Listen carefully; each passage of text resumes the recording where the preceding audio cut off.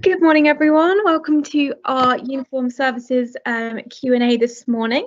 I've got Jamie and Andy with me today, who will be here to answer your questions. So please do pop any questions in the Q&A chat, and we'll get round to them all as soon as possible for you. So without further ado, I'm going to pop you over to Jamie, who will introduce himself and the course.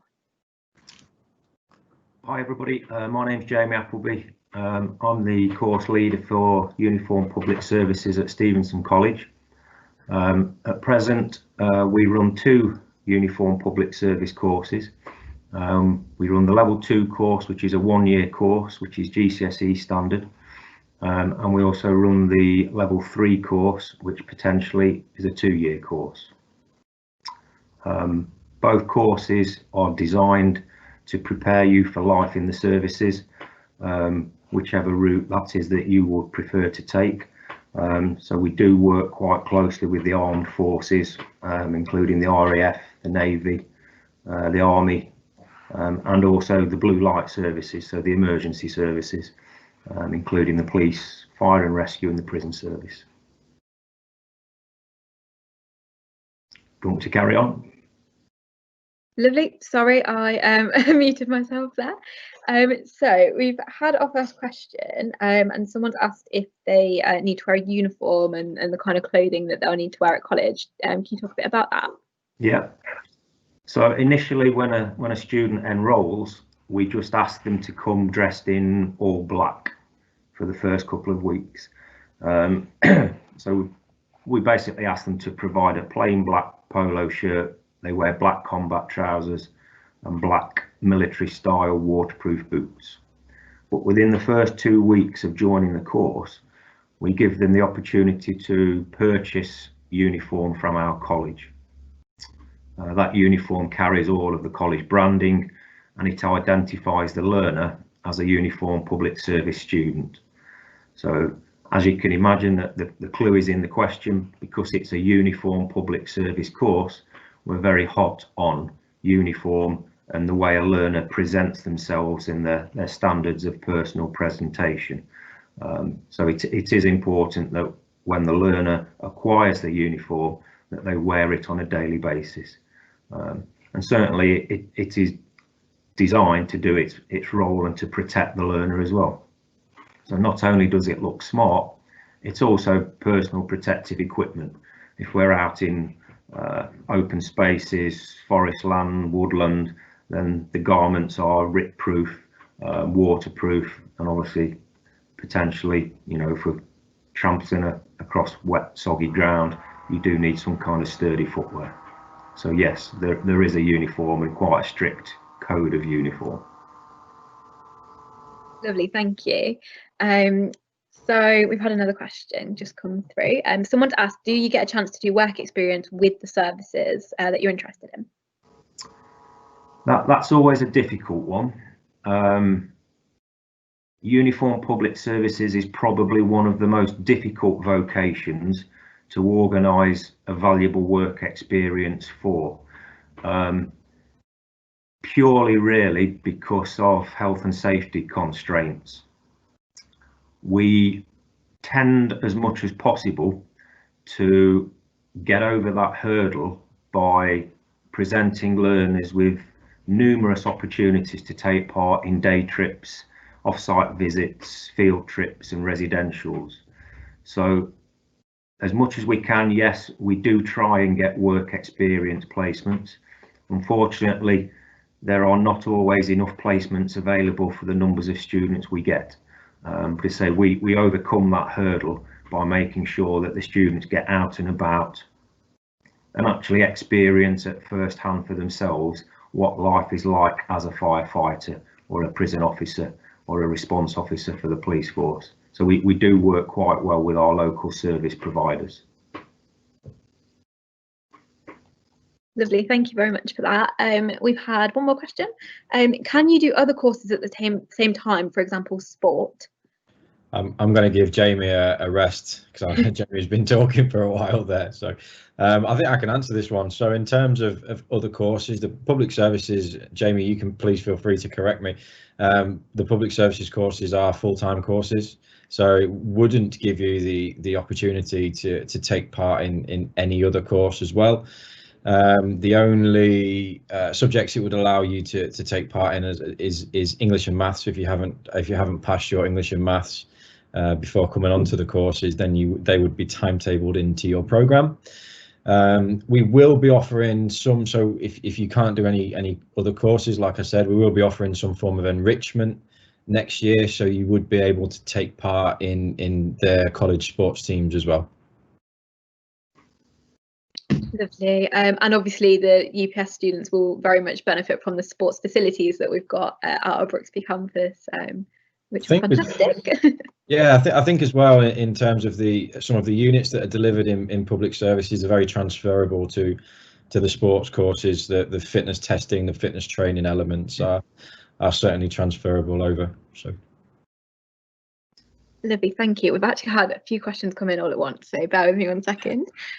Luke has asked, do you have a cadet force, and does current involvement in CCF help with the course? We don't, in terms of an in-house cadet force. Obviously, a lot of our students that come to us are a member of their local Sea Cadets or Air Cadets or Police Cadets, but we don't run an in-house cadet force, no. Lovely, thank you. Next one, which services are represented as part of the course? So I guess what services are students prepared to go into? So again, people are always amazed in terms of how many uniform public services there are.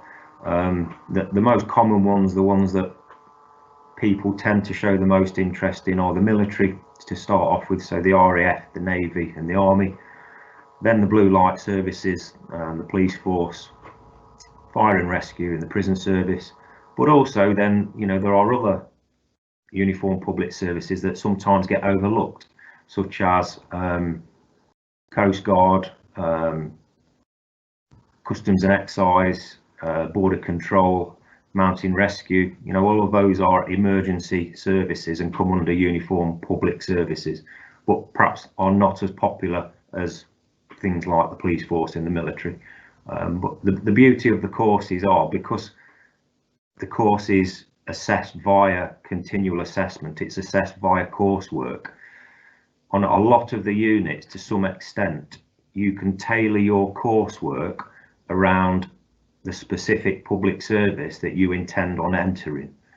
So that is quite helpful. Fantastic, thank you. This one's kind of related. Someone's asked what jobs would be possible after the course. So maybe if we could talk about like what different jobs within the services maybe that people could go into. And again, you know, it's such a wide variety. People are always amazed at how many different job roles and how many different trades that you can get behind you in the services. If you go on the army.gov website, you know, there's something like 25 different jobs and trades just within the army itself. And the same for the police force. There's approximately 20 to 25 different job roles just working within the police force. So I'm not even going to attempt to sit here and list them all, but there's probably in excess of 100 different job roles spread across the services that we study. Lovely, nice variety of career choices there. Absolutely. Then. So we've had a question saying, is there a degree in uniform services? There's a policing degree. So I guess the most popular service that people tend to want to join is the police force. One way of doing that nowadays is to do a policing degree, which is done in conjunction with De Montfort University in Leicester.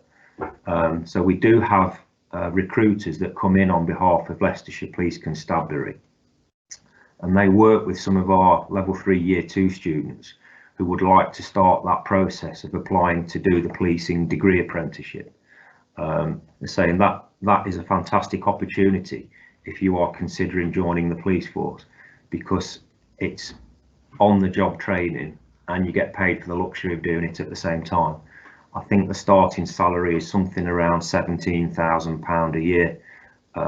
It's something like a 3-year course, and your week is broken down in terms of spending 2 or 3 days at university studying policing and law, and you spend a couple of days a week actually in a squad car, in effect, assisting a response officer patrolling a given beat in the Leicestershire area. Lovely, thank you. Next question, Luke again has asked, would this course be suitable if you want to go on to Sandhurst? Yes, I mean Sandhurst, generally speaking, is for people that want to become an officer in the army. We do have people that choose that route.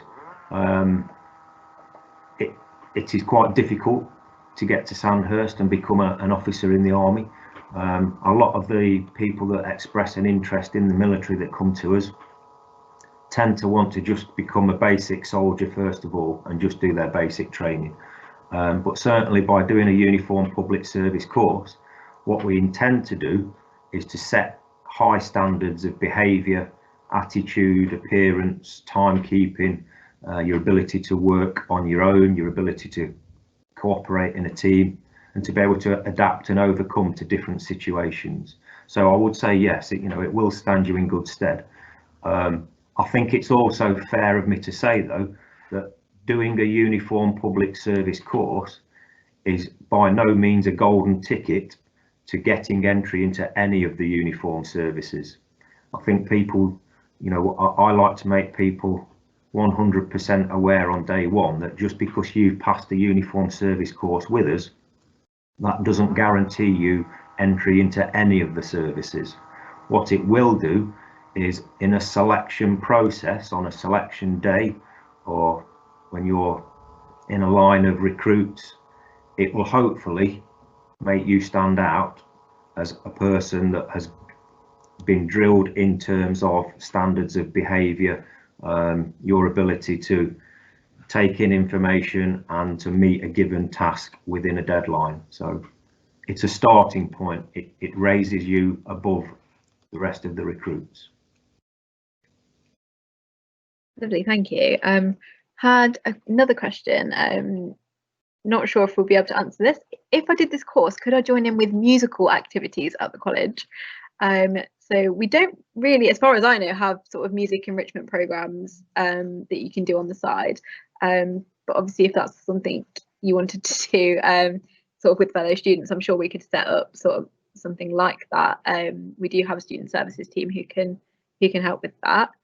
And obviously we have other enrichment, so like lots of different sport enrichments that you can do as well. I guess the beauty of the timetable as well is that it does allow for people to pursue other activities. Although it is a full-time course, please don't think that you will be at college 5 days a week from 9 till 5, because that is not the case. So the way the courses are designed and delivered, it does allow some scope for people to pursue other interests as well. Lovely, thank you. We've not got any questions, but I thought it might be nice to talk about sort of any trips that the students go on, or like guest speakers and different organisations that have come into the college to teach the students more about the services. Yeah, so regular trips that uniform service students took part in last academic year. Lots of cycling, lots of mountain biking. We visit various local organisations that present us with the opportunity to take part in assault courses. We go on camping trips where students live outdoors, look after themselves outdoors, build shelters, cook outdoors. We visit Chilwell Barracks in Nottingham, which is the home of the Mercian Regiment. We've got very strong links with Colville Fire Station, so we visit them a lot. They let us use their high pressure hoses. They've got a house built on site that they can fill with synthetic smoke, and students can have a go at wearing breathing apparatus and rescue dead bodies out of smoke filled rooms. We go to Leicestershire Police Force headquarters at St John's at Narborough. Again, we provide students with the opportunity to go into the control room there. So you get to see all the 999 calls coming in throughout the whole of Leicestershire. Sometimes we get the opportunity to watch some of the dog handlers do demonstrations, and also a little bit of work with senior crime officers. We visited RAF Cosford last year in Wolverhampton and spent a little bit of time with police officers working in the RAF. And we also did a weeks-long residential at Swinnerton Barracks in Staffordshire last year. So in terms of day trips and residentials, we probably do more than any other vocation across the college. I guess the pinnacle and the most prestigious residential that we did last year, myself and a colleague, we took 12 level 3 year 2 uniform public service students to New York, and we spent a little bit of time with New York firefighters and NYPD, so the New York Police Department. The students had been doing some work on terrorism and acts of violence, so we visited Ground Zero, and also had a bit of downtime as well, and managed to do all the major sightseeing attractions. So, and for some, that was a really highlight of their course, I suppose, and perhaps a life-changing experience. Yeah, that sounds amazing. So we've had a couple more questions come through.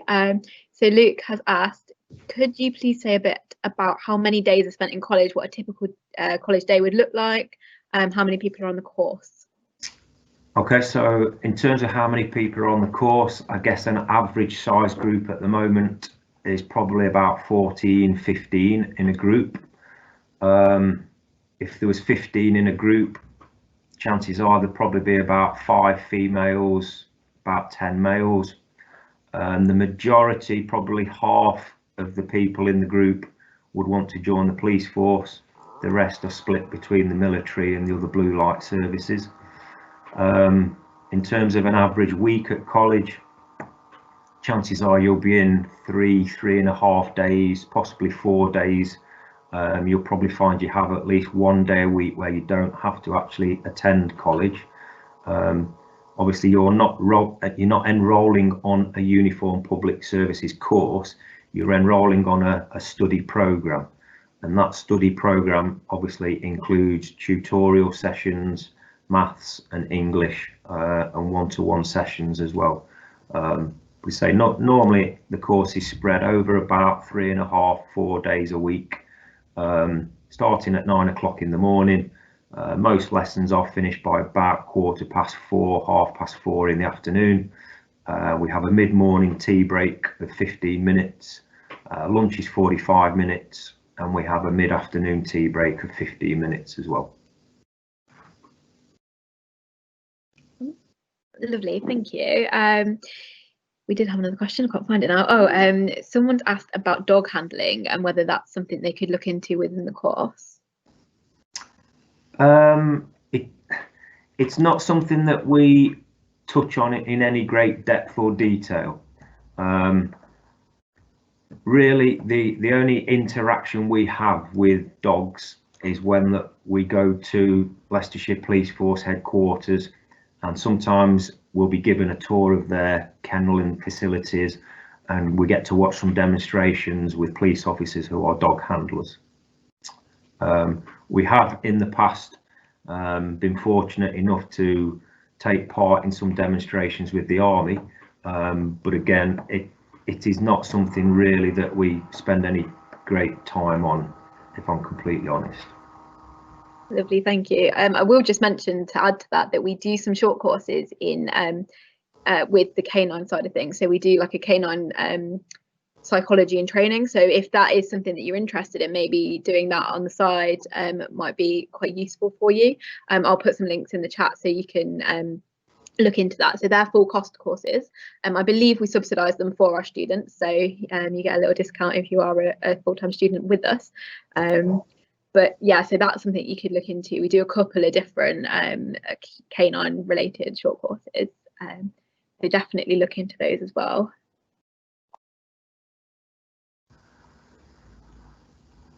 muted myself. We haven't got any further questions. So maybe just to sort of as the last thing before I put the application link in the chat, maybe we can talk about the entry requirements and whether any work experience beforehand would help, what GCSEs they need to get, that kind of thing. Well, certainly for the lower level course, so for level 2, which is the 1-year course, we would expect to see a learner present themselves with a minimum of 4 GCSEs at grade 3. For the higher level course, which is the 2-year A-level standard course, we would expect a learner to have at least 4 grade 4 GCSEs or above, ideally with a minimum of 4 in English. Because the course is assessed via coursework, so certainly at level 3 it is crucial that the learner has that level of academic ability to research topics and present their work to a high standard, really. Just to touch on the units on the courses, at level 2 a learner would study 7 different units across a 1-year course, so 36 weeks. Each of the 7 units at level 2 are equally weighted, so you have to pass all 7 units. At level 3 the learner does approximately 9 or 10 units in the first year. As long as they're all successfully completed, then you're invited to come back and do the 2nd year of the course, where you would study a different 9 or 10 units. Okay. On both courses carry units with elements of theory and practical on them.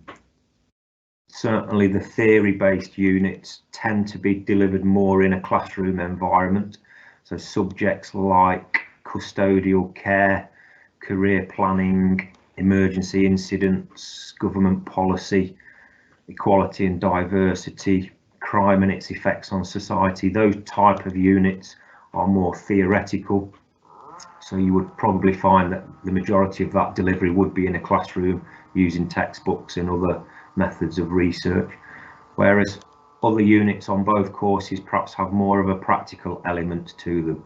So units like land navigation, expeditions, outdoor adventurous activities, fitness testing, team sports, command and control, instructing physical activity, those type of units, there are more practical elements to them. So whereabouts you actually study that unit would probably differ. So there might be some classroom delivery, but again, there might also be delivery in a sports hall or in a gymnasium or on a grass field, or even at one of the local fire stations or at police force headquarters. So it does kind of depend on what the unit is to whereabouts in the actual college you're working. Unmute myself. Lovely, thank you. We've just had one last question, so it's probably the last one we've got time for today. It is, do you have any information on grades achieved by past students? Not specific information to hand. What I can say though is that every student are set target grades, and out of 12 year 2 students that left us last year, I think 8 out of the 12 left with D star or above.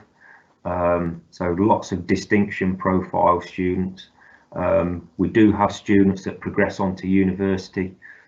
We do have students that obviously take up their application process and join the services on leaving us. We've also had students that do travel the world or take a year out. So we have had students that have gone on to some amazing things when they've left us. But generally speaking, we try and maximise everybody's potential at whatever level of course they're doing. We use the acronym PINE, P-I-N-E. Pass is not enough.